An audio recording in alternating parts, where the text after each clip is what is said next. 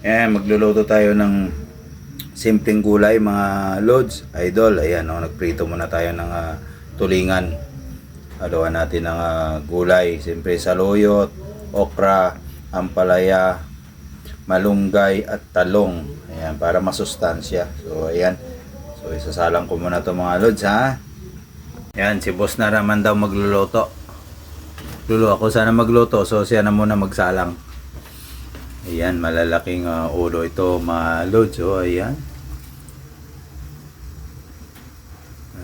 May buntot. Ayan. Siyempre may buntot. Yung gitna niyan, tinatago muna sa rep para sa sunod na araw. Ayan. Sarap nito. Sarap basta ganito mga luto. Nabubusog ako ng gusto. Sanay kasi ako mag-ulam ng karne.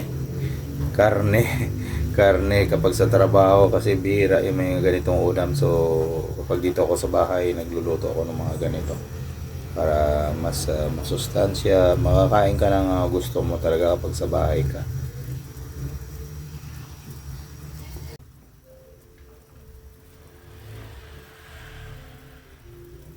Para kasabay mo